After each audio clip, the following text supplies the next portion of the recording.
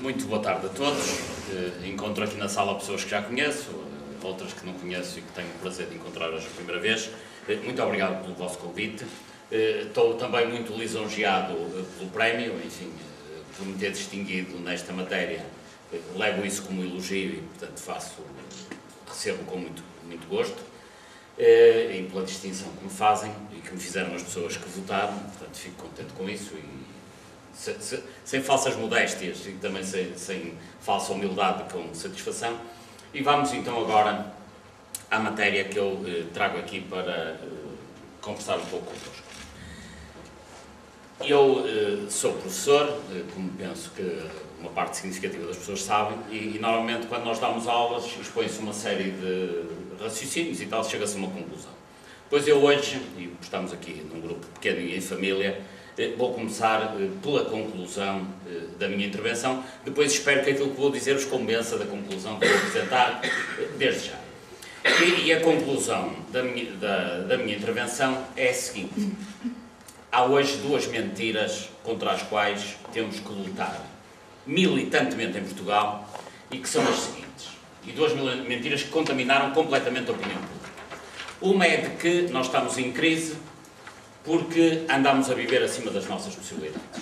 Essa é a maior mentira na sociedade portuguesa, que está, enfim, ao nível quase de religião que se impõe, e é claramente mentira. Os portugueses não andaram a viver acima das suas possibilidades, longe disso. E depois há uma segunda mentira, que é, uma vez que os portugueses andaram a viver acima das suas possibilidades, os grandes pecadores agora devem expiar os seus pecados, levando com cada vez mais austeridade, que é, no fundo, a penitência que têm pelo facto de terem andado a gastar acima das suas possibilidades. E portanto, não haverem alternativa. E ambas são mentiras. Bastará ver, eu voltarei a este assunto mais à frente, mas só para dar um exemplo. Esta crise que temos visto nos últimos dias, crise política que derivou do chumbo do Tribunal Constitucional de duas regras do orçamento, representa aproximadamente, dizem eles, 1.200 milhões de euros de salários que têm que ser pagos e que não estava previsto. Acontece que esses 1.200 devem-se reduzir os impostos que as pessoas vão pagar, o que quer dizer que o buraco líquido é da ordem dos 900 milhões de euros. Pois 900 milhões de euros, que gerou toda esta crise política, foi quanto o Estado português pagou a mais nas parcerias público-privadas em 2011. Não foi quanto pagou, foi quanto pagou a mais. E em 2011, nas parcerias público-privadas rodoviárias, o Estado português decidiu dar uma gorjeta de 900 milhões de euros, e na altura não houve crise, nem entrou o Tribunal Constitucional, nem o Primeiro-Ministro foi falar com o Presidente da República, nem houve tantas notícias à volta disto. Porquê? Porque esses 900 milhões foram na altura pagos secretamente. Mas o buraco, se quiserem dizer assim para ser mais simples, o buraco que representa o chumbo pelo Tribunal Constitucional de regras do Orçamento de 2013 é exatamente igual ao buraco provocado pelo que se pagou a mais em 2011 às parcerias público-privadas. Portanto, não foram os portugueses que andaram a gastar dinheiro a mais. Quem andou a gastar dinheiro a mais, de facto, foi o Estado português, foram as autarquias portuguesas e foram um conjunto de grupos que vivem à custa do Estado das autarquias, que esses sim andaram a gastar dinheiro a mais, que nós hoje andamos a pagar. A origem da crise é a corrupção. Ponto final, e tentarei expor o meu ponto de vista. Não estou a dizer que todos os problemas do país tenham origem na corrupção, mas a crise que temos atualmente, a origem está na corrupção. Depois há outros que têm origem na corrupção e outros têm origem noutros fatores. Eu não estou a dizer que os únicos males de Portugal são só a corrupção. Não. Mas aquilo que nos trouxe até aqui é claramente a corrupção, como tentarei passar a explicar. Aliás, a corrupção não é um assunto novo. Trago-vos aqui, aliás, estamos bem perto da data, a 25 de abril de 74, o que houve em Portugal foi uma revolução, não foi apenas uma mudança de... Achava-se que era uma revolução na altura, não era apenas mudar as pessoas para depois, passados uns tempos, voltarem a ser os mesmos a mandar. Não era esse o objetivo do 25 de abril. E acabou por ser isso que aconteceu. Mas isso seria âmbito de uma outra conversa. Mas trago-lhes aqui a primeira página do programa do MFA para lhes lembrar o seguinte. Aliás, isto é um documento interessante para ser revisitado. Numa fase em que, aliás, tudo se avalia, avaliam-se universidades, avaliam-se escolas, avaliam-se professores, avaliam-se empresas. Hoje a avaliação é uma moda, convinha avaliar o 25 de Abril. E a melhor forma de avaliar o que é que aconteceu ao 25 de Abril é pegar no seu documento fundacional e ver o que é que se passou. Pois, o programa da MFA, obviamente não se lembram disto, nem os mais atentos, mas eu andei a reler todo este programa aqui há pouco tempo. Tem medidas de longo prazo, medidas de médio prazo, medidas de curto prazo e medidas imediatas, que são as que estão, obviamente, na primeira página.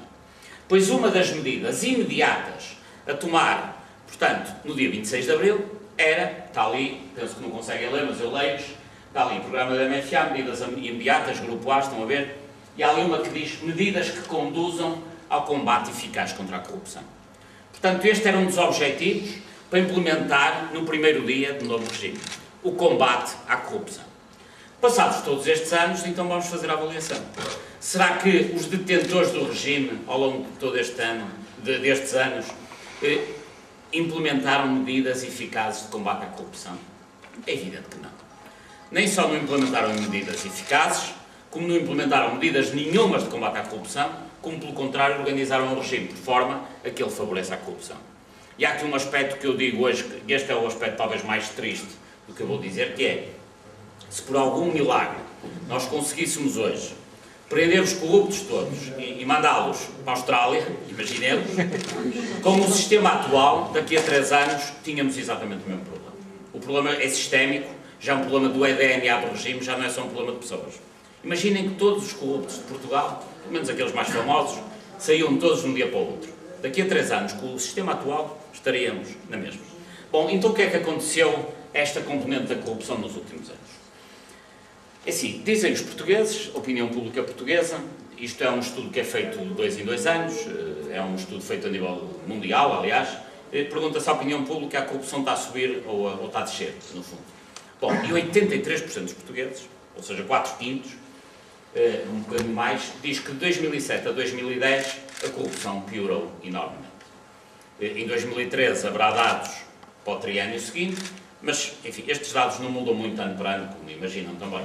Portanto, são anos que mudam, são dados que mudam ao fim de 10 anos, ao fim de 5 anos, mas de 2 em 2 anos as alterações são pequenas. Mas os últimos disponíveis, aliás, todos os dados que eu trago aqui são os últimos disponíveis de todos os estudos que refiro, 83% dos portugueses acham que a corrupção cresceu muito. Imagino que aqui na sala devem ser talvez 100% que acham que a corrupção cresceu, mas em Portugal 83% acham isto. Poder-se-á dizer que isto resulta de uma contaminação da opinião pública, porque os jornais, as televisões passam a vida a falar de corrupção e, como dizia aquela antiga procuradora, a corrupção não existe, fala-se é muito dela. Bom, mas isto é o que diz a população. Mas então vamos ver o que dizem as fundações internacionais. O que diz o Banco Mundial, o que diz a OCDE, o que diz a Fundação Bertelsmann, o que diz o Fórum Económico Mundial, o que é que esses dizem sobre a corrupção? Só que uma questão muito rápida é, há 13 indicadores de corrupção no mundo que depois são conciliados num indicador composto que dá origem a um índice de corrupção de cada país. E Portugal, onde é que se encontra? Estes dados que aqui tem, isto é um mapa, convido em particular aqueles que gostam mais destas matérias depois a verem isto com atenção no índice, no site da Transparency International, estão lá os dados todos, e se quiserem mais dados bastará pedirem para a Transparência e Integridade em Lisboa, que nós fornecemos, quem quiser estudar esta matéria, só tem que dizer para que é que os vão usar, nada mais, é gratuito, como é óbvio.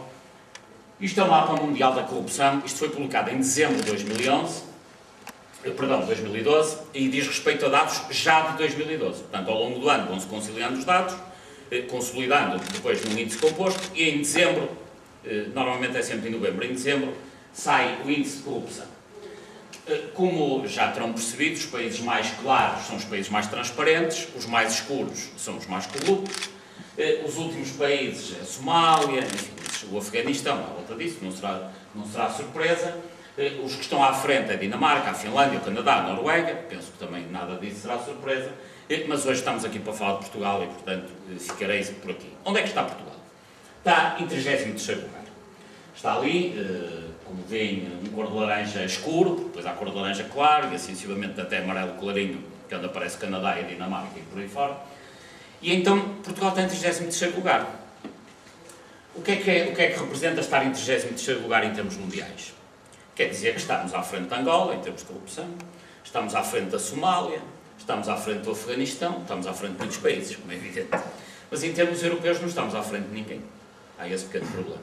Exceto a Grécia, que tem uma administração pública completamente desestruturada, e a Itália, que tem ainda hoje uma grande influência das redes mafiosas sobre a sua administração. Portanto, em termos europeus, a nossa posição é a vergonhosíssima posição de ser os piores que todos, exceto os italianos, que, sendo apesar de tudo uma economia pujante, têm uma grande rede mafiosa sobre a própria economia e sobre a administração. Portanto, isto mede a corrupção na administração pública e na política. Não é a corrupção das empresas privadas, isso é outro estudo. E os gregos, que são aquilo que nós sabemos. Mas se esta situação relativa em 2012 é péssima, mais dramático é ver... Mais dramático é ver o que é que aconteceu na última década.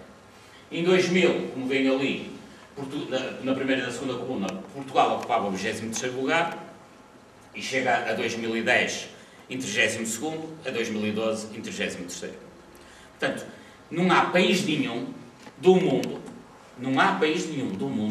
que tenha regredido tanto em termos de corrupção na última década. Portanto, Portugal é o campeão mundial da pioria em termos da corrupção na última década. Portanto, é essa a posição que nós temos. Portanto, isto não é os portugueses que veem a SIC e a TVI ou leem o Correio da Manhã. Não, são o Banco Mundial, a Fundação Bertelsmann, o Fórum Económico Mundial, todas essas organizações que na sua informação consolidada chegam a isto. Bom, como é que foi possível chegar aqui? Esta é que é a questão. Como é que foi possível que um país que teve um golpe para lhe dar a democracia e para combater a corrupção como uma medida imediata, chegou aqui ao fim de tanto tempo? Porque, de facto, e é por isso que volto à minha intervenção, à minha frase inicial, houve corrupção reiterada ao longo dos últimos anos, a começar no Orçamento de Estado. A crise tem duas facetas, hoje, fundamentalmente, que é a dívida pública e a dívida privada, e a dívida pública, vou falar primeiro dessa, resulta do facto de que, ao longo de 25 anos, de forma reiterada, andou-se a roubar à pasada, peço desculpa da expressão, no Orçamento de Estado. O Orçamento de Estado português é algo de difícil consulta, porque em Portugal não há transparência orçamental. Se algum dos senhores quiser ligar à net e saber qual é a estrutura de custos do orçamento, não consegue. Mas enfim, eu digo-lhes, é assim, o Orçamento de Estado representa 170 e tal mil milhões de euros, não sei exatamente de cor, mas há ali uma componente fundamental que tem a ver com a dívida, são operações de dívida. Então, em termos práticos, quanto é que o Estado gasta? Quanto é que gastará em 2013? Estima-se que, só depois no fim do ano é que se sabe, mas da ordem dos 72, 73 mil milhões de euros. 72, 73 mil milhões de euros, mais coisa, menos coisa, será estes os gastos do Orçamento de Estado. Com dois gravíssimos problemas. É que, destes 72, 73, cerca de 6, 7% são corrupção direta. Depois ainda há indireta. Ou seja, é uma verba que fica cativa no Orçamento de Estado para que se dirija a 3 ou 4 grupos económicos, porque há pessoas que estão nos organismos de Estado e na política para garantir que um conjunto significativo de verbas dos contribuintes vão diretamente para esses 3 ou 4 grupos.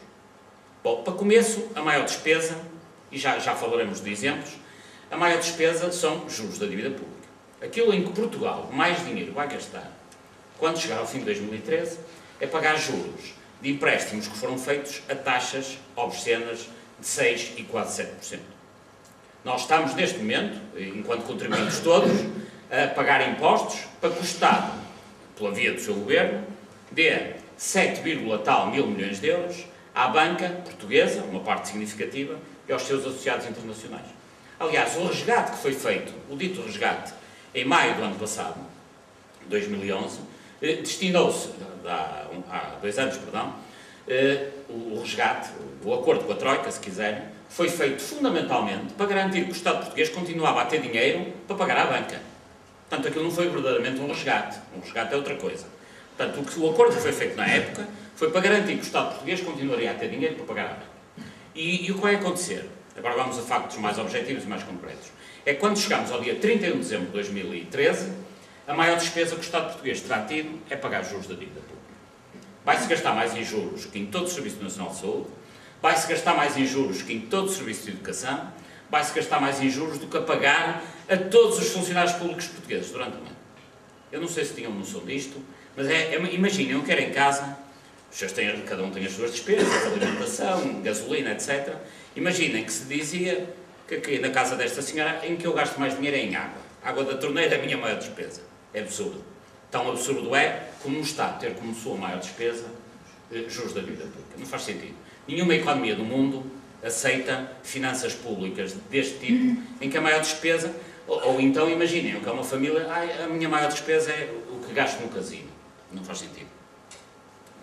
Porque depois pode haver outras opções, gastar mais em educação, mais em saúde, mais até, fazia mais sentido gastar mais em defesa, em questões militares. Agora, mais em juros, eu nunca vi em lado nenhum, a não ser em Portugal. Bom, e depois, o que acontece é que ao longo dos últimos 20 anos, o que tem havido de forma reiterada é fenómenos de corrupção que têm empobrecido o Estado português. São N, enfim, eu começo a enumerar, lembram-se da Expo 98. Foi aparentemente uma festa. E foi, de facto. Penso que muitos que estão aqui na sala lá terão estado. E acabou com os grandes foguetes. Mas, acabado esse foguetório, ficou uma dívida que ainda hoje andamos a pagar. Os que têm mais idade, lembrar-se-ão, quando a Expo foi anunciada, ainda no governo de quem? Cavaco Silva. Depois, exatamente, ainda no governo de Cavaco Silva. Foi anunciada como sendo um projeto que era autossustentável, que até ia dar lucro. Bom, então vejam bem porque é que ia dar lucro. Porque numa zona oriental de Lisboa, conhecem, que tinha terrenos contaminados, armazéns abandonados, fábricas em fim de ciclo produtivo, enfim, uma zona degradada.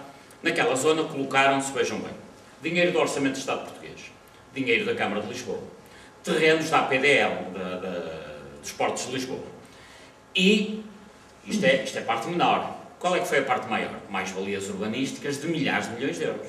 Que era uma zona em que não havia urbanização de coisa nenhuma e passou a haver restaurantes, equipamentos, etc, etc. E, sobretudo, apartamentos para classe média, média alta, que valem milhares de milhões.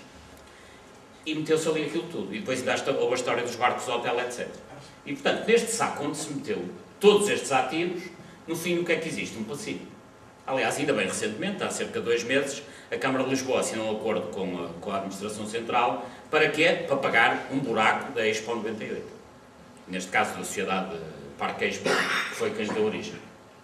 Ou seja, estamos a falar de milhares de milhões de euros. Bem mais do que os 1.200 milhões de que se fala agora por causa do Tribunal Constitucional. E depois foi a Expo, depois foi a Euro 2004, lembrar-se-ão do Euro, que também ia dar lucro. Iam-se fazer 10 estádios, aquilo ia ser o céu na terra, iam ser os estádios de futebol, que todas as equipas da Europa, prometia-se na altura, haveriam de vir fazer estágios para Portugal. Quantas vieram? 0, como é evidente. Bom, então fizeram-se 10 estádios, que custaram 100 milhões de euros. Um pouco mais. Mas isto foi a parte mais barata. É mais visível, mas a mais barata. Fizeram-se infraestruturas rodoviárias, essas sim, de milhares de milhões. Autoestradas, porque havia o euro. Lembram-se que fizeram-se não sei quantas autoestradas, porque havia o euro. E depois, ao pé dessas novas vias, o que é que se fizeram? Mais-valias urbanísticas, também de milhares de milhões de euros. E depois o que é que deu? Prejuízo. Mais uma vez. Portanto, metem-se ativos, e depois dá prejuízo. Só lembrar, quando eu andava a estudar, eu estava na faculdade, o meu pai mandava-me dinheiro. Eu percebi, quanto mais ele me dava, mais eu precisava. Não é? E, portanto, o Estado português funcionou um pouco assim, como se fosse um estudante que ia pedir dinheiro aos contribuintes para dar, obviamente, aos amigos. Bem, também se lembrarão que, na sequência do Euro 2004, houve um processo judicial chamado Apito Dourado. Bom, depois o Apito Dourado, no início era um processo judicial de peso, que envolvia o Metro do Porto, construção civil, promotores imobiliários, obras públicas, árbitros, prostitutas, clubes de futebol, etc. Bom, como havia muita gente famosa ligada ao processo, foram amputados um processo de partes. E no final, se bem se lembram, quem ficou lá? Os árbitros e as prostitutas, porque tudo o resto ficou limpo. Ou seja, a parte limpa do processo eram os árbitros e as prostitutas. E o que é que deu no final? Obviamente nada também. Bom, e os processos de corrupção têm sido e é a compra dos submarinos, e ao BPP, etc. Não vou falar longamente deles, mas vou falar de 2 aspectos que julgo que são relevantes e que são importantes para compreender o estado a que chegamos. Um é, obviamente, o BPN. O BPN representa, do meu ponto de vista, para o atual regime, para a chamada Terceira República, o mesmo que representou o caso Alves Reis na Primeira República, que foi um dos grandes contributos para que a Primeira República tenha caído. É assim, a Primeira República Hoje dá a ideia que caiu porque andavam todos aos tiros na rua. Não, caiu por várias razões, enfim, eu não sou historiador e isto é também muito subjetivo, mas um dos fatores fundamentais da queda da Primeira República foi o Carlos Alves dos Reis. E já agora, deixem-me dizer-lhes que quando se fala de Alves dos Reis, principalmente para os mais novos, dá a ideia que era um rapaz que andava a falsificar notas numa cave. Nada disso, nada disso. Era um senhor do jet set que tinha nas suas empresas, como vice-presidentes e administradores, a maioria dos professores catedráticos, que são, em média, a voz daqueles que hoje são os professores catedráticos em Lisboa neste momento.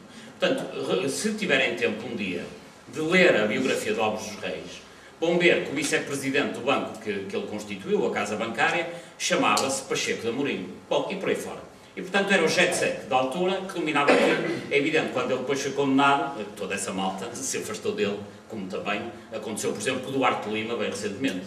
O Duarte Lima hoje é um homem que caiu em desgraça, mas há bem pouco tempo dava grandes festas na sua casa em Lisboa, onde aparecia todo aquele jet set financeiro de Lisboa, que naturalmente ia ali ouvir grandes concertos de piano. Mas vamos ao BPN. O BPN é um caso dramático, que estará a custar aos contribuintes portugueses 6, 7 mil milhões de euros. 6, 7 mil milhões de euros. Que é aproximadamente o que o Estado português gasta para pagar a toda a função pública durante um ano. Portanto, é disto que estamos a falar. É desta ordem de grandeza. Os salários de todos os funcionários públicos é um pouco mais que isto, mas estamos a falar da mesma ordem de grandeza. E o BPN é uma história triste que se conta muito rapidamente, que é, há um conjunto de indivíduos, curiosamente não percebiam nada de banca, também nem precisavam, eles não precisavam perceber nada de banca, que fizeram um grupo empresarial à volta do BPN e criaram o BPN, o Banco Português de Negócios, e mais 200 e tal empresas, satélites. Com a seguinte particularidade, havia 3 grupos de empresas, e algumas a funcionar muito bem, e nas mais diversas atividades.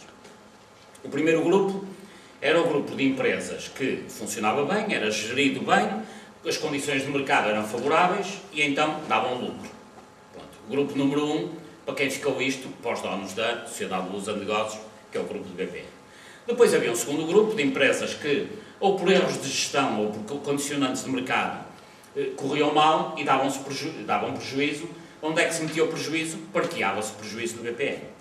E depois havia um terceiro grupo, que era um grupo de empresas, centenas, acima de 100, em que deliberadamente, por gestão danosa, se provocavam prejuízos. Por esquemas que, se quiserem, podemos falar até intelectualmente engraçados, mas penosos para as finanças públicas portuguesas. Pois o que estes senhores conseguiram, estes cavalheiros, com o beneplácito político do PS e do PSD, numa fase subsequente, foi conseguir que tudo que era prejuízo, originado de forma danosa ou por incompetência, ficasse parqueado no BPN. Então chegámos a 2008, a novembro de 2008, e aconteceu uma coisa dramática para as finanças públicas portuguesas. É verdadeiramente o cancro das finanças públicas portuguesas, que é o Estado nacionalizou o BPN e deixou as empresas boas na mão dos antigos donos. A SLN antiga mudou de nome, hoje chama-se Galileu, e é um dos grandes grupos empresariais portugueses. Só para terem uma ideia, o maior negócio imobiliário em curso em Portugal neste momento é na Lagoa dos Salgados, que alguns conhecerão no Algarve, de quem é? Da Galileu. O Ciresp, o Sistema de Comunicações de Emergência do Estado português, do INEM, da Cruz Vermelha, é de quem? Da Galileu. A maior fábrica de castanhas, julgo que do mundo, mas pelo menos da Europa, de quem é? É da Galileu. Ou seja, é realmente um grupo pujante, porque eles conseguiram realmente um milagre fantástico, que é, põe um grupo a funcionar, então a parte boa fica para mim e os ossos ficam para o povo português. É fantástico, dito assim. Bom, então o que é que aconteceu? Foi nacionalizado, o Estado ficou com a parte má, isto era como eu chegar aqui a uns amigos e dizer, olha, eu dou-lhe o meu dinheiro e você tem as minhas dívidas, as suas dívidas, porque isto não tem pés nem cabeça. Mas o Estado fez este negócio. Assumiu as dívidas, ainda pagou ativos. A ponto de ter comprado o BPN e, como é que se diz, saneou financeiramente, para depois poder vender, nem poderia ser de outra forma, ninguém comprava um banco que estivesse naquela situação. Então o BPN foi dividido em 2, um foi vendido ao BIC, dos angolanos, como terão acompanhado pela imprensa, cujo presidente é o engenheiro Miramaral, e o BIC que é que comprou? Uma rede de balcões e um conjunto de recursos humanos que eram as pessoas que trabalhavam no BPN. E o lixo?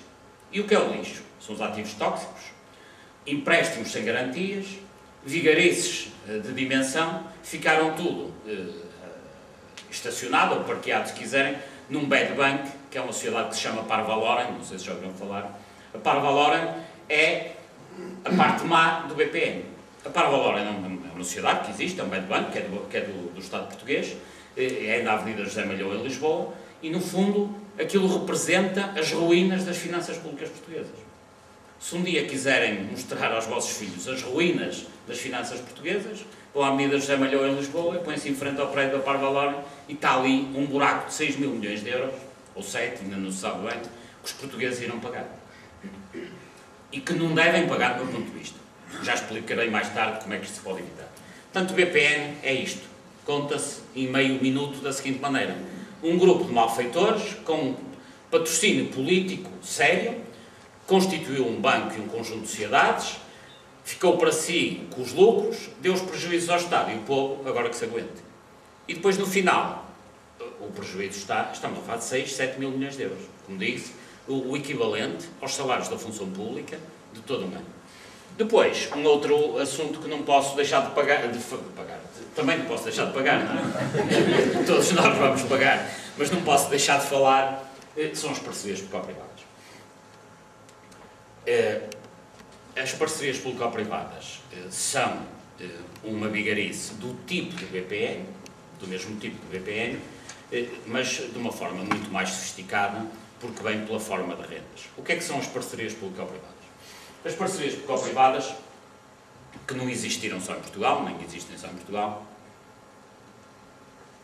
são um modelo de negócio que não interessa a ninguém, como já muitos países chegaram a essa conclusão, inclusivamente houve parcerias em Inglaterra, bem mais cedo do que em Portugal, houve parcerias público-privadas na ferrovia britânica, só que quando eles perceberam que os caminhos de ferro de Londres, com as parcerias público-privadas, estavam a dar muito mais prejuízo, fizeram uma coisa muito simples, que é o que se faz no Estado Democrático.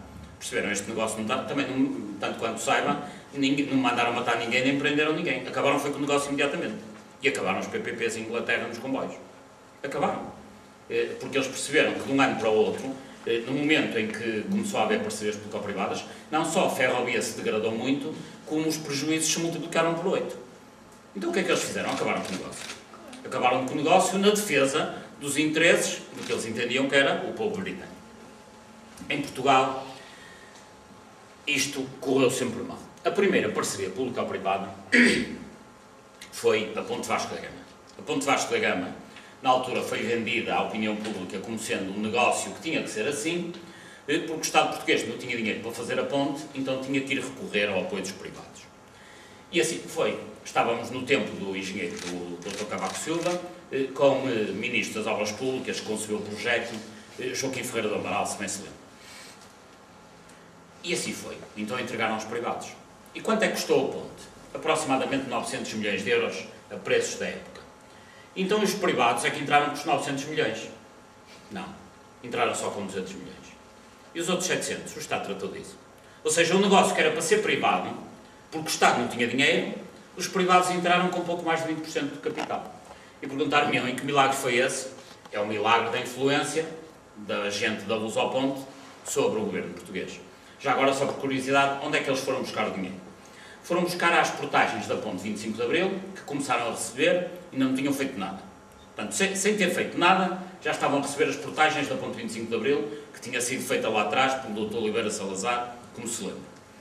Depois conseguiram 300 milhões de euros a fundo perdido da União Europeia. Ainda conseguiram um empréstimo avalizado pelo Estado português. E entraram apenas com 20% de capital. É por isso que depois tiveram taxas de rentabilidade gigantescas. Com estes 200 milhões, as últimas contas que eu vi de portagens na Ponte Vasco da Gama e 25 de Abril, dizem a respeito a 2011, eram 80 e tal milhões de euros. Portanto, são sempre taxas fantásticas. Assim qualquer um faz negócios, como é evidente. Bom, e se isto começou mal assim, aliás, a Ponte Vasco da Gama nem se devia chamar Ponte Vasco da Gama, porque a gente está lá sempre a meter dinheiro, aquilo devia se chamar Poço Vasco da Gama, porque aquilo é um poço sem fundo de despesa para o Estado português. Porque, para além disto ter começado assim, o que aconteceu é que, reiteradamente ao longo do tempo, tem havido acordos de reequilíbrio financeiro. O que é que são os acordos de reequilíbrio financeiro previstos nas PPPs? São acordos que os privados fazem com o Estado, tendo em vista resolver problemas decorrentes de fatores externos ao negócio. Ou porque a taxa de juros subiu, ou por isto, ou por aquilo, ou porque as expropriações correram mal. Portanto, fatores que não têm a ver especificamente com o negócio vão a acordos de reequilíbrio financeiro. Pois a Ponte Vasco da Gama já deu origem a 8 acordos de reequilíbrio financeiro. O 9º está em negociação neste momento. Nos 8 acordos, invariavelmente o que aconteceu foi o Estado deu mais dinheiro à Lusoponte. Aliás, até há um, que é o mais escandaloso de todos, que o juiz Carlos Moreno denunciou num relatório que fez, enquanto juiz de Tribunal de Contas, em que no mesmo ano há um aumento da taxa de referência do Banco Europeu de Investimentos e, por via desse aumento da taxa de juros, o Estado português dá 42 milhões de euros à Lusoponte. E depois, passados uns meses, a taxa desceu. Quanto é que a Lusoponte deu ao Estado português? Já estão a adivinhar, nada, zero. Portanto, aquilo foi uma gorjeta que o Estado deu à Lusoponte 42 milhões de euros. Bom, e tem sido sempre assim. Depois vieram as SCUT, vieram também as parcerias público-privadas na área da saúde, mas eu hoje tenho de falar dessas, são um bocado mais complicadas, vou falar aqui só das rodoviárias, e assim sucessivamente, sempre com a seguinte situação, que é, o privado faz uma autoestrada e tem a garantia que o Estado português lhe vai pagar uma renda que, por sua vez, lhe permite uma taxa interna de rentabilidade, enfim, na linguagem mais técnica, de 17%, 18%, 22%, 23%. Portanto, fazem negócios sem risco, em que a rentabilidade é de 23%, para quem? Para os construtores das PPPs e para os seus associados, que são bancos. Isto é sempre feito entre bancos e construtores. Só para terem uma ideia, 92% das PPPs em Portugal estão na mão de 3 grupos. O Grupo Mel, o Grupo Espírito Santo e o Grupo Mota em Gelo. Bom, e depois os respectivos associados. Não são 3 pessoas que imaginam, mas são 3 núcleos de empresas. Com tudo isto, as PPPs representam hoje encargos da ordem, estas são as últimas contas que existem sobre PPPs, de 1822,6. Ou seja, as PPPs em 2011 custaram, em 2010 tinham custado 1.100 e tal, em 2011 1.800 milhões, estamos a falar de 1.800 milhões. Isto acontece porquê? Porque as PPP, porque é que se chegam a estes valores gigantescos? Reparem, 1.822. O tal prejuízo que o Governo tem no seu orçamento, se quiserem, por dia do Sumo Tribunal Constitucional, e que obriga a vir cá a Troika e estas coisas todas, é metade disto. É metade disto. Portanto, as PPPs custam o dobro, quando deviam custar quanto? Zero. Atenção, é que estamos aqui a falar, o custo que isto devia ter para o Estado português era zero. É assim que acontece nos outros países. E devia haver autoestradas, obviamente que sim, no regime tradicional de concessão, como acontece com as minas de ouro, ou com as minas de cobre, como existe também em Portugal, em que quem explora paga uma taxa ao Estado. Não é o Estado que paga uma taxa ao concessionário. Ok? Portanto, o custo justo para isto é zero. Aliás, verdadeiramente, o custo financeiro justo é zero, mas verdadeiramente estes negócios deviam dar receita ao Estado, não deviam dar despesa. Então, quais são os pecados mortais das PPPs? E pedia que me acompanhassem, o que eu vou dizer é simples, mas porque isto, que acreditem no que eu vou dizer, porque é tão dramático que realmente, agora é que era quase melhor fechar as janelas, porque o que eu vou dizer é realmente tenebroso. É assim, o primeiro dos pecados mortais, que lhes apresento aqui, que imagino que não consigam ler, mas é as tarifas diárias de disponibilidade. O que é que são as tarifas diárias de disponibilidade? Foi um conceito introduzido na legislação em 2010, em maio de 2010, já bem depois da crise, em que, por legislação, o Estado português se compromete em cada ex-SCUT, portanto, pensem sobretudo nas ex-SCUT, depois há umas variantes, mas na área das ex-SCUT, o que acontece, como esta aqui a A25, a A28 em Viana, essas todas, o que se passa, isto são os números da A25, foi os que eu selecionei, mas nas outras será equivalente. E o que temos ali é os anos a subir e a taxa diária de disponibilidade. Ou seja, em 2013, em cada dia que passa, entre as 0 e 24 horas, o Estado português paga 123.500 euros à concessionária da A28. Se houver trânsito, se não houver trânsito, chova, faça sol, aconteça o que acontecer, mesmo que a estrada esteja fechada, 123.500 euros, aí vão eles. Isto quer dizer, por exemplo, nesta em concreto, no fim do ano 2013, o Estado português terá pago à concessionária que é Norte-Scoot, neste caso, 50 milhões de euros. Desculpa lá. Pois eu compreendo, isto é mesmo para cair. No fim do ano, 50 milhões de euros terão sido pagos. Por quem? Por nós todos, naturalmente, e por todos aqueles que são contribuintes em Portugal. Este é o primeiro dos grandes defeitos das parcerias público-privadas, que é, com trânsito ou sem trânsito, o Estado paga. E comprometeu-se a pagar sem necessidade nenhuma.